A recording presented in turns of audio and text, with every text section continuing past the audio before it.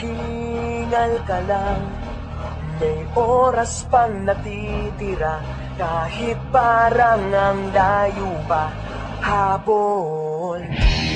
Kung harangan ka man, sumalakay man mga pantay, lahat kami maghihintay. Habol, habol, dehado.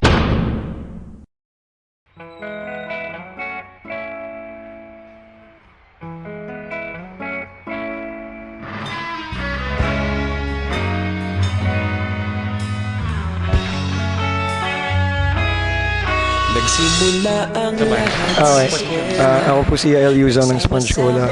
Ako yung kumakanta kunyari at saka nagigitara. Saan ka nagkaroon ng hilig sa music? Nagsimula yan siguro ng bata ako kasi yung family ko mahilig manood ng mga banda ever since. So yun, parang something like that. Wala pa ng bata ako. Sa band mo, ano yung kahit brief history lang?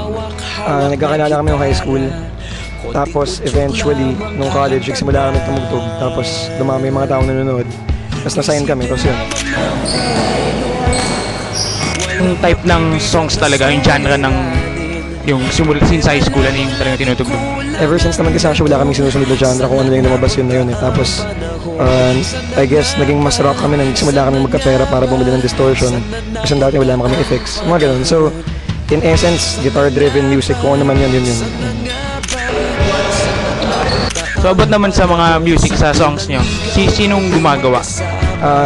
Usually, yung bassist namin or ako, usually pag Tagalog songs, yung bassist namin. Tapos pag English songs ako usually. But these days kasi, nagpaano na kami, dahil third album na kami, we like to, eventually nag-mix and match na rin kami ngayon. So now, we have iba-ibang mga taong gumagawa ng kanta. Kami na, as a unit. So, sino yung yung mga sa audience nyo? Sino yung specific target audience nyo? Actually, wala naman talaga kami target audience kasi kung sila may trip, sila yung may trip. Tapos kung wala may trip, edi wala, kami lang matutuwa. So yun, parang wala kami tina-target talaga. Pero syempre, gusto namin i-target sa totoo lang, kung meron siguro, mga Pilipino. Kasi kung magtatagalog song ka, hindi yun ubra sa Germany, ano mo yun.